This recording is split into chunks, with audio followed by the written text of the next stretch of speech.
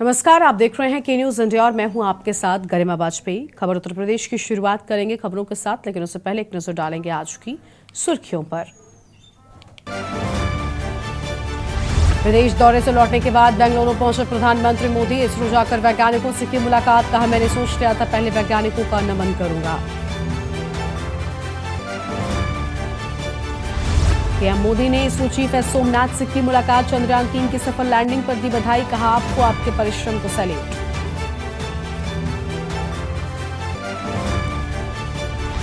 Chandrayaan mission के वैज्ञानिकों से भी मिले प्रधानमंत्री मोदी, बोले जहां लैंडर उतरा उस जगह का नाम शिव शक्ति होगा।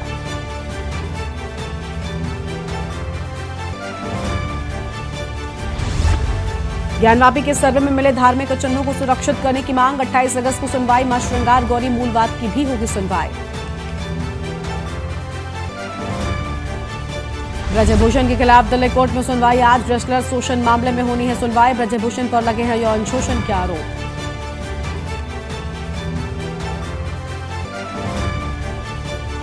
कानपुर उन्नाव के 70 गांवों में बाढ़ से बिगड़े हालात, सड़कों पर चल रही नाव, ग्रामीण बोले 13 साल बाद देखी ऐसी बाढ़।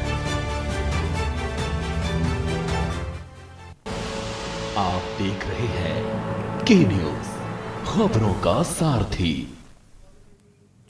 नमस्कार, आप देख रहे हैं के न्यूज इंडिया। रुक करते हैं खबरों की ओर। सीएम योगी आदित्यनाथ का आज वाराणसी दौरा है और विकास कार्यों की समीक्षा करेंगे सीएम योगी आदित्यनाथ। विकास परियोजनाओं का स्थलीय निरीक्षण होगा और G20 सम्मेलन में शिरकत करेंगे मुख्यमंत्री। G20 देशों के प्रतिनिधियों के भोज में हो सकते हैं शामिल, तो प्रतिनिधियों के भोज में शामिल हो सकते हैं। फिलहाल ये बड़ी जानकारी आपको बता दें, सीएम योगी आदित्यनाथ आज वाराणसी के दौरे पर, तो आज वाराणसी जाएंगे मुख्यमंत्री योगी आदित्यनाथ। विकास कार्यों की समीक्षा करेंगे सीएम, तो विकास कार्यों की समीक्षा होगी। और फिलहाल इस वक्त ये बड़ी जानकारी आपको बता दें, विकास परियोजनाओं का करेंगे स्थलीय निरीक्षण। तो विकास परियोजनाओं का स्थलीय निरीक्षण किए जाने की बात सामने आई है। G20 सम्मेलन में शिरकत करेंगे मुख्यमंत्री, तो G20 सम्मेलन में मुख्यमंत्री शिरकत करेंगे। फिलहाल ये बड़ी जानकारी आपको हम बता दें, इस वक्त की आम खबर आपको हम बता रहे हैं। और विकास परियोजनाओं का स्थलीय निरीक्षण किए जाने की बात सामने आई है, तो विकास परियोजनाओं का स्थलीय निरीक्षण होगा और G20 सम्मेलन में शिरकत करेंगे मुख्यमंत्री। फिलहाल इस वक्त की बड़ी जानकारी आपको बता रहे हैं, G20 देशों के प्रतिनिधियों के भोज में हो सकते हैं शामिल। आम खबर आपको बता दें, सीएम योगी आदित्यनाथ का आज वाराणसी का दौरा है, तो आज वाराणसी के दौरे पर मुख्यमंत्री योगी आदित्यनाथ, तो आज मुख्यमंत्री योगी आदित्यनाथ का दौरा।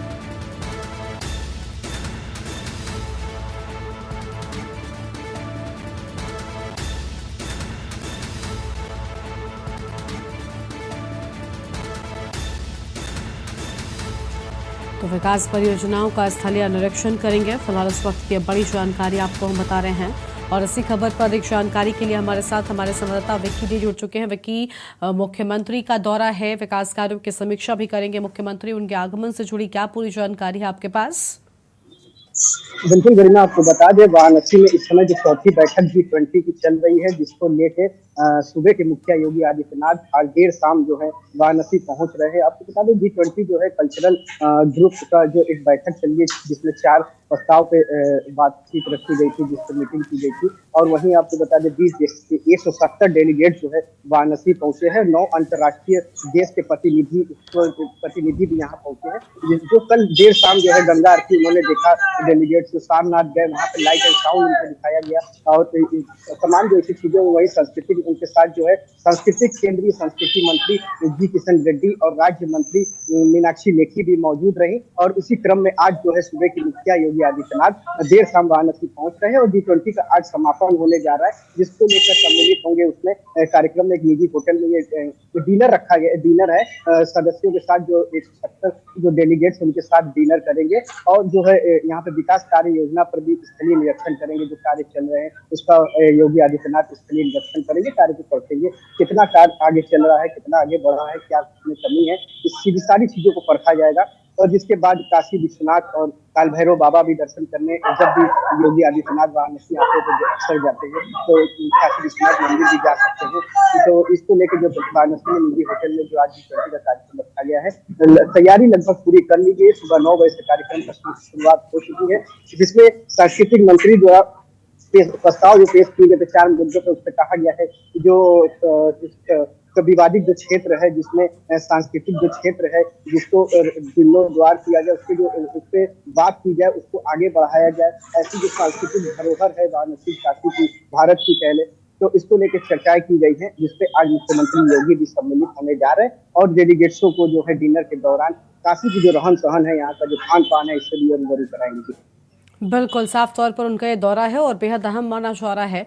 और आज वाराणसी के दौरे पर पहुंचे, जैसा कि आपने बताया कि G20 की बैठक को लेकर भी अहम चीज़ें सामने आ रही हैं। ऐसे में क्या लग रहा है, मुख्यमंत्री जब खुद जा रहे हैं तो विकास कार्य जो वाराणसी में हो रहे हैं इनमें भी काफ़ी तेज़ी आ सकती है। फिलहाल वाराणसी की बात करें तो बाबा काशी विश्वनाथ के दर्शन करने के लिए भी बड़ी संख्या में लोग जाते हैं और एक तरफ SI का सर्वे भी चल रहा है, तो इसके चलते उनका ये दौरा प्रशासन के लिए सुरक्षा के लिहाज से भी चुनौतीपूर्ण है। सुरक्षा के लिहाज से कितने इंतजाम किए गए हैं?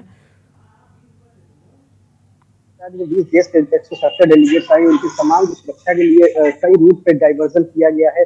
जहां बावतपुर एयरपोर्ट से लेके जो निजी होटल में वो ठहरे हैं वाराणसी में, और जहां सारनाथ भी गए, तमाम जो उनके जहां जहां कार्यक्रम थे डेलीगेट्स के, वहां रुद्राक्ष कन्वेंशन सेंटर कह ले, ताज होटल कह ले, जो निजी होटल ताज होटल है, उसी में आज कार्यक्रम है, जिसपे डिनर करने योगी आदित्यनाथ भी सम्मिलित होने देर शाम वाराणसी पहुंचेंगे। तो इसकी सुरक्षा की बात करें तो प्रशासन जो है पूरी तरीके से सुरक्षा के व्यवस्था के इंतजाम किए गए हैं प्रशासन की तरफ से। चक्के जो पुलिस है, रोड जो डाइवर्जन है, उनको लेके जो सारी चीजों पे निगरानी रखी जा रही है। और SI के सर्वे के बीच इस समय योगी आदित्यनाथ का आना, हालांकि वो देर शाम आएंगे योगी आदित्यनाथ, तब तक जो है SI सर्वे की टीम जो है सर्वे करके बाहर निकल चुकी होगी। और जो 5 सूत्रीय जो सुरक्षा लगाए जाते हैं ज्ञानवापी परिसर में, 5 सूत्रीय सुरक्षा के बीच SI का कार्य चल रहा है, जिसमें केंद्रीय सुरक्षा बल है, NSG कमांडो है, ATS की टीम है, तमाम ऐसे सुरक्षा है, PSC बल है, उत्तर प्रदेश पुलिस, 5 स्तरीय सुरक्षा के बीच SI का कार्य चल रहा है। उसके बाद योगी आदित्यनाथ का और ज्ञानवापी परिसर, बाबा विश्वनाथ का दरबार तो बहुत बड़ा अहम रखता है काशी विश्वनाथ कॉरिडोर। जब से मोदी जी के सौजन्य से बना, उसके बाद जो तमाम देश से लोग यहाँ चले आते हैं दर्शन करने, जो संख्या है दिन प्रतिदिन जो बढ़ती चली जा रही है। और जो इस बार जो है सावन का आखिरी सोमवार भी है, जिसको लेके आज शनिवार है, आज ही से जो है इस पे श्रद्धालुओं की तांता लगना शुरू हो चुका है। बिल्कुल, बहुत शुक्रिया आपका विक्की, हमारे साथ जुड़ने के लिए और अधिक जानकारी हमारे दर्शकों तक पहुंचाने के लिए। तो ये आम खबर आपको हम बता दें, जहां पर G20 सम्मेलन में शिरकत करेंगे CM योगी आदित्यनाथ। और यह आम खबर आपको हम बता दें, जहां पर सम्मेलन में शिरकत करने के बाद और CM योगी आदित्यनाथ का आज वाराणसी का दौरा है। तो फिलहाल ये बड़ी जानकारी आपको हम बता रहे हैं इस वक्त की आम खबर।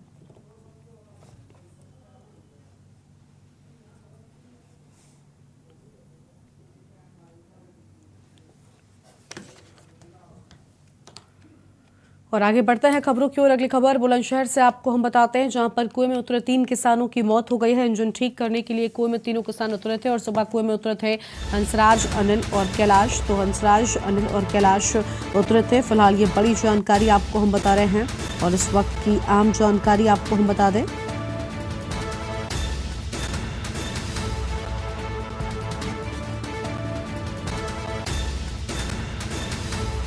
और कुएं में फैली जहरीली गैस के चलते मौत की आशंका है। तो कुएं में फैली जहरीली गैस के चलते मौत की आशंका, फिलहाल ये बड़ी जानकारी आपको हम बता रहे हैं।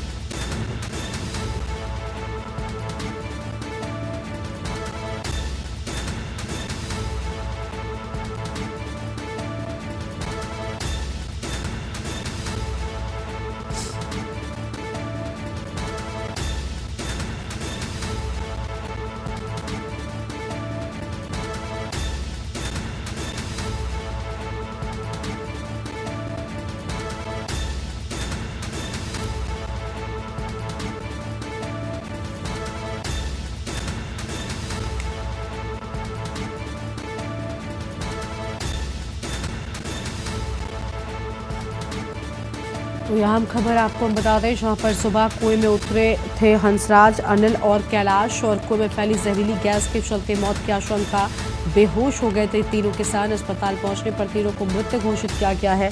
खानपुर थाना क्षेत्र के जाडौल का ये पूरा मामला बताया जाता है। फिलहाल इस वक्त ये बड़ी जानकारी आपको हम बता दें, और हमारे साथ में इसी खबर पर अधिक जानकारी के लिए हमारे संवाददाता अनिल मीणा जुड़ चुके हैं। अनिल, इंजन ठीक करने के लिए 3 किसान कुएं में उतरते हैं, लेकिन बताया जा रहा है कि जहरीली गैस वहां पर थी, जिसके चलते उनकी मौत हो गई है। फिलहाल क्या पूरी जानकारी निकलकर सामने आई है? जी देखिए, बिल्कुल गरिमा, मैं आपको बता दूं, जनपद बुलंदशहर के खानपुर थाना क्षेत्र के जाडल गांव का मामला है, जहां इंजन को ठीक करने के लिए जो कुएं में 3 किसान उतरे थे और तीनों ही किसान की जो उसमें जो गैस बन रही थी कुएं में, उससे तीनों की बेहोश हो गए। और बेहोश होने के कारण जब वहां के तीनों बेहोश हो गए तो अचानक कोई व्यक्ति, तीसरा और चौथा वहां व्यक्ति आता है, और अचानक वो जब देखता है कि कुएं से कोई बाहर नहीं निकल के आया है, तो उसने जब तीनों को बेहोश देखा तो गाँव में वहां के लोगों को उसने आवाज लगाई, और आवाज लगाने के बाद में जिस तहसील लोग वहां आए, उनको तीनों ही किसानों को वहां से निकाला गया। और निकालने के बाद में जो नजदीकी जो अस्पताल है वहां लेके गए, नजदीकी अस्पताल में जाकर उनको तीनों को मृत घोषित कर दिया गया। हालांकि देखिए, जनपद बुलंदशहर जिस तरह सुबह एक बड़ी खबर और दुखद खबर है, जो 3 ही किसान की जो मौत हुई है वो कहीं ना कहीं एक चिंताजनक है। और बताया जा रहा है जो कुएं में गैस बनने का कारण जो बताया जा रहा है, लोगों का, जो वहां आसपास के लोगों का कहना है कि जो मौसम है इसमें जो सांप कीड़ा का डर रहता है, तो लोग कहीं ना कहीं उसमें जो फोरेट वगैरह डाल देते हैं कुएं में, तो जिसके कारण वो दुर्गंध और गैस बन गई थी, और उसके कारण तीनों ही बेहोश हो गए। और बेहोश होने के कारण तीनों की ही अस्पताल में ले जाते समय मौत हो गई है तीनों को। तो हालांकि जो तीनों की खबर, जिस तरह मौत की खबर सूचना मिली है, तो परिवार में रो रो के परिवारजनों का बुरा हाल है। और कहीं ना कहीं लोगों को एक पूरे गांव में मातम, जाडोल गांव में मातम सा छा गया है। हालांकि जो सब है तीनों के, उनके लिए पोस्टमार्टम कराया जा रहा है। हालांकि पुलिस भी मौके पर पहुंच चुकी है और लोगों से बात भी की जा रही है, लोगों को समझाया भी जा रहा है। लोगों का हालांकि कहना यह है कि हम पोस्टमार्टम नहीं कराए, नहीं, पुलिस का कहना यह है पोस्टमार्टम के बाद तीनों की ये पता पड़ जाएगी कि आखिर तीनों की मौत का कारण क्या है। तो अब देखिए, उसके लिए हालांकि लोग तैयार हो गए और पुलिस पोस्टमार्टम के लिए तीनों शवों को ले गई है अपने साथ। और जांच के बाद ही उसमें पता पड़ पाएगा कि आखिरकार जो कुएं में जो गैस बनी थी, गैस के कारण तीनों की मौत हुई है, किसी अन्य कोई कीड़ा या किसी के तीनों के काटने के कारण मौत हुई है, तो अभी तक इसका कोई निश्चित नहीं हुआ। लेकिन हालांकि जो अधिकांश ग्रामीणों का जो कहना है, वो उसमें ये कहना है कि जो कुआं था वो काफी गहरा कुआं था। करीब कुएं की जो गहराई थी करीब 35 से 40 फुट गहराई थी, तो जिसमें वो अंदर घुसे थे, और तीनों अंदर घुसने के कारण उसमें गैस बनी, और गैस बनने की वजह से तीनों बेहोश हो गए। और बेहोश होने के बाद में अस्पताल में ले जाते समय डॉक्टर ने उन्हें मृत घोषित कर दिया है। मृत की सूचना सुनते ही पूरे गांव में मातम सा छा गया है, और लोगों, परिजनों में, जो तीनों ही परिवार के जो लोग थे, उनमें कहीं ना कहीं रो रो का बुरा हाल है। तो कहीं ना कहीं जनपद बुलंदशहर से बहुत बड़ी दुखद खबर है कि क्योंकि तीनों ही किसान है और किसानों की मौत होना कहीं ना कहीं एक चिंता का विषय है। जी गरिमा। बिल्कुल साफ तौर पर देखिए, किसानों की मौत से परिवारजनों का भी रो रो कर बुरा हाल है। फिलहाल क्या वजह रही है, ये जब सामने आए तो हमारे दर्शकों तक जरूर पहुंचाएगा। बहुत शुक्रिया आपका हमारे साथ जुड़ने के लिए अनिल, और अधिक जानकारी हमारे दर्शकों तक पहुंचाने के लिए। तो कुएं में उतरे 3 किसानों की मौत हो गई। इंजन ठीक करने के लिए कुएं के भीतर गए थे, लेकिन ये वहीं पर बेहोश हो गए, जिसके बाद उन्हें जब अस्पताल पहुंचाया गया तो डॉक्टरों ने उन्हें मृत घोषित कर दिया है। इस वक्त की बड़ी खबर आपको हम बता रहे हैं।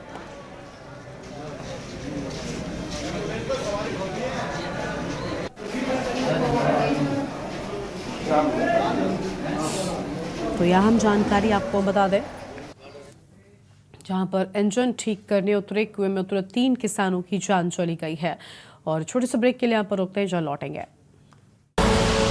आप देख रहे हैं के न्यूज, खबरों का सारथी। ब्रेक के बाद आप सभी का स्वागत है। फर्रुखाबाद शाम खबर आपको हम बताते हैं, जहां पर बसपा नेता अनुपम दुबे पर गैंगस्टर के तहत कार्रवाई की बात सामने आई है। पुलिस ने गैंगस्टर अधिनियम 14 एक्ट की कार्रवाई की है। फर्रुखाबाद पुलिस ने 5 वाहनों को कुर्क किया है, और बसपा नेता इंस्पेक्टर हत्याकांड फिरोजाबाद जेल में है बंद। पुलिस अधीक्षक ने 14 एक्ट की कार्रवाई की जानकारी दी है। तो फर्रुखाबाद से खबर, जहाँ पुलिस ने 5 वाहनों को कुर्क कर लिया है। तो यहाँ हम जानकारी आपको हम बता रहे हैं।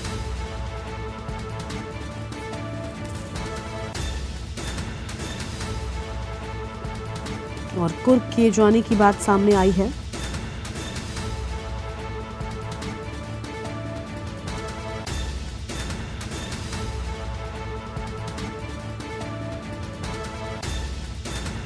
और फिलहाल ये अहम खबर आपको हम बता दें, फर्रुखाबाद से खबर, बसपा नेता अनुपम दुबे पर गैंगस्टर के तहत कार्रवाई की गई है। तो बसपा नेता अनुपम दुबे पर गैंगस्टर के तहत कार्रवाई की गई और फिलहाल ये बड़ी जानकारी आपको हम बता दें।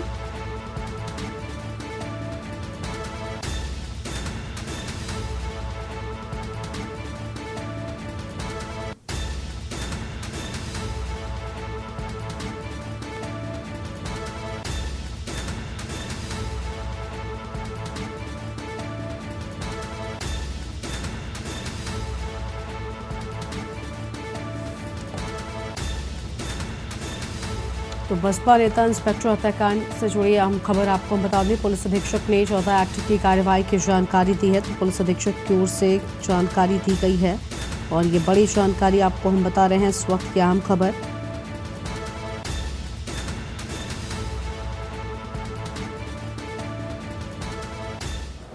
पुलिस ने सभी दस्तावेजों को इकट्ठा करके इसकी एक रिपोर्ट डीएम महोदय को भेजी थी और डीएम महोदय ने उस रिपोर्ट को संस्तुति करते हुए उनके प्रॉपर्टी को कुर्क करने का आदेश पारित किया है। डीएम महोदय ने जो आदेश पारित किया है उसके अनुसार अनुपम दुबे और उसके परिजनों और सहयोगियों के नाम दर्ज कुल 5 वाहन, जिसका मूल्य लगभग 78,18,357 रुपये है, कुर्क करने का आदेश पारित किया है। जो गाड़ियाँ कुर्क करने का आदेश पारित किया गया है उसमें एक महिंद्रा XUV 500 है, दूसरा महिंद्रा एल्ट्रोइस G4 4 व्हील ड्राइव है।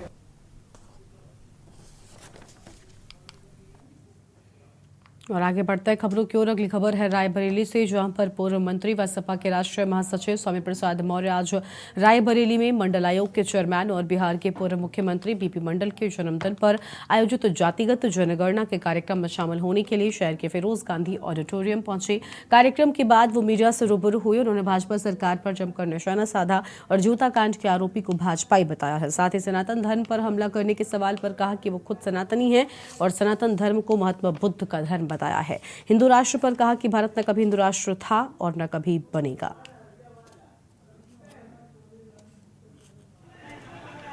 मंत्री जी का स्वागत करें। उच्च निवेदन कृपया मंच पे अपना स्थान ग्रहण करें। श्री उत्कर्ष मौर्य जी।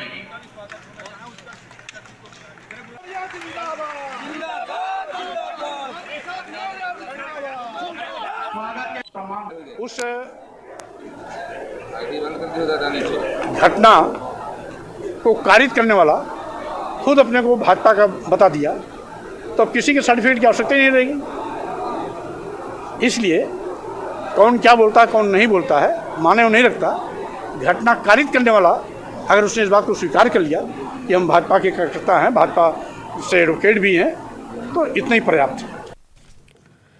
अगली खबर है गाजीपुर से, जहां पर राजकीय मेडिकल कॉलेज गाजीपुर में जिलाधिकारी आरका अखौरी ने लेप्रोस्कोपी से ऑपरेशन का शुभारंभ किया है। जिलाधिकारी ने बताया कि दूरबीन विधि से ऑपरेशन उपलब्ध हो जाने पर जिले के मरीजों को काफी लाभ मिलेगा और लेप्रोस्कोपिक सर्जरी शुरू होने से अब मरीज ऑपरेशन के अगले दिन अस्पताल से घर जा सकता है। मरीज को अब ज्यादा दिनों तक अस्पताल में रहने से छुट्टी मिल जाएगी। दूरबीन विधि के ऑपरेशन की प्रक्रिया में ब्लीडिंग भी बहुत कम होती है। राजकीय मेडिकल कॉलेज गाजीपुर में लेप्रोस्कोपिक सरकारी स्कूल के शुरू हो जाने से लेप्रोस्कोपिक के शुरू हो जाने से आसपास जिले के लोगों को भी इसका लाभ मिलेगा। आज हमारे जिला अस्पताल में एक बहुत अच्छी पहल शुरू हुई है।